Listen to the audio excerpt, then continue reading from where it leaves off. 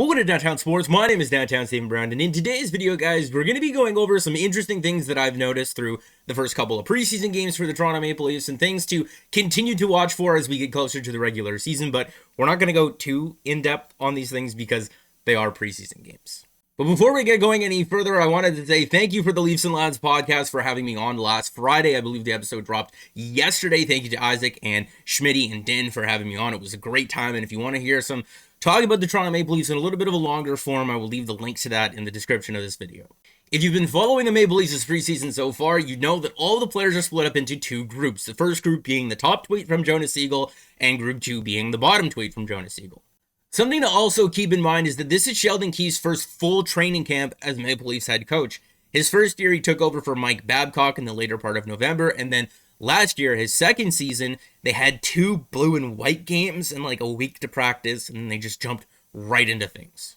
And through the first preseason game with Group 1, it was kind of interesting to see that Nylander-Kerfoot duo continue on from last playoffs. I mean, if we're looking back on the playoff stats, they did lead the team in scoring. Nylander having 8 points and 5 goals in 7 games, and Kerfoot right behind him with 6 points and a goal in 7. If you've been a subscriber and you've watched these videos for a while now, I've made the argument that I've wanted to see both John Tavares and William Nylander play more per game. 18, 12, and 16.36 a night for those guys is just not enough, especially when you consider how much money they make. I've always been on the side of things where you probably can't, but maybe you can afford to pay 4 guys that much money, but what you definitely cannot afford to do is pay 4 guys that much money and then not play them. So it's been interesting for me so far early on in the preseason to see Nylander and Tavares kind of split up because they played a lot of ice time together the last 2 seasons. Maybe it sticks, maybe it doesn't, but I know in years past the Maple Leafs have not had the depth to roll a 3-line balanced approach, but with Kerfoot stepping up last playoffs and showing that he can play center in an offensive role, maybe it becomes a possibility. Like I said, I wanted to see Nylander and Tavares play more, and rolling with a 3-line balanced approach obviously doesn't accomplish that, but at the same time, being able to have that in your back pocket isn't necessarily the worst thing. But if rolling 3 lines is something that the team wanted to explore doing, that would mean that John Tavares would need to be the main component on his own line. And it's not that I don't think that John Tavares is still a top offensive player in the NHL, because I think that he is, and we'll get to that in a minute. But at the same time, he did turn 31 last week, and I don't know if he can still do what he did with the Islanders earlier on in his career, and that's be the main component of his line and kind of drag around the other 2 guys. I don't think that Michael Bunting and Jason Spezza or Josh Hosang are bad players by any means, but I don't know if you can confidently say that those guys are top 6 forwards right now, the same way that you would say that Nylander is a top 6 forward right now. Because if we're looking at what's on the screen right now, these are forwards in the NHL at 5-on-5 that have played a minimum of 100 minutes from last season, sorted by scoring chances for per 60, and John Tavares ranked 17th in the NHL last year. The captain generated a crap ton of scoring chances. Maybe they didn't bounce his way, especially in the first half of last year, but in his final 20 games, he had 22 points and 9 goals, which is much closer to the pace that we know that he can score at, but the bulk of that ice time, or almost all of it, was with William Nylander. It'll be interesting to see if he can do that. I don't want to say lesser line mates, but I guess different line mates in a different role. Now, I know Michael Bunting's shooting percentage of 26.3%, probably not the most sustainable thing.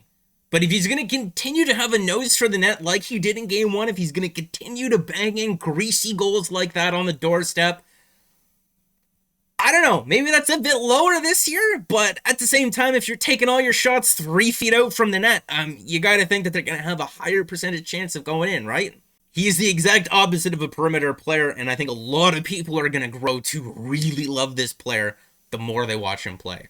But again, before you hit me with the it's one preseason game thing in the comments section, hey, I'm allowed to be excited about a player. I know it's just one preseason game, but getting into talking about the defensive core, because I think it's interesting what the Maple Leafs are doing here from a couple of different standpoints. I know that Samuel, I don't know if you watch these videos at all, but he's a great follow on Twitter. I will leave his Twitter account linked in the description of the video. He talked about Jake Muzzin and Timothy Lillygrin playing together for years. And to see him get his wish finally and for it to work out as well as it did, bravo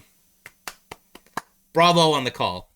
To see them kind of go back to Sandine and Brody and have Riley skate with the other group and play with Dermott, I thought was interesting as well, because Morgan Riley still needs a new contract, but that's not what this video is about, of course.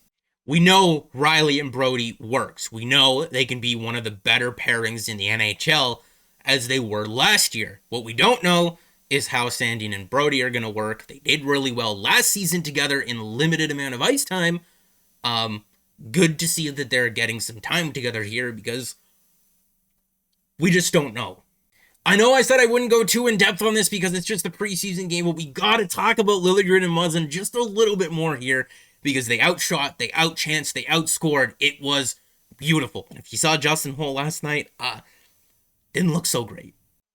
And if you've watched this channel for a while, you would know my thoughts on Timothy Lillygrin. I've been on that hype train right beside Sammy the entire way. His first year in North America, he spent playing on the third pair for the Toronto Marlies, and they would eventually go on to win the Calder Cup. In his second year, they pulled him off to the side and they said, Timothy, look, we know you can hit a stretch pass from your own goal line to the other team's blue line and make it extra crispy. But at the same time, we want to round out your defensive game and make you more of a two-way defenseman. We want you to start killing penalties. And he said, okay. In his third season, he's still killing penalties. They start playing him on the power play more. The offensive numbers tick up. 30 points in 40 games in the American Hockey League. Gets called up and plays 11 games with the Leafs in that weird stretch where the team was really hot garbage. Like, they lost to David Ayres in and around that time. So, I don't know. He didn't play well, but I don't know how much of that I really want to blame on him.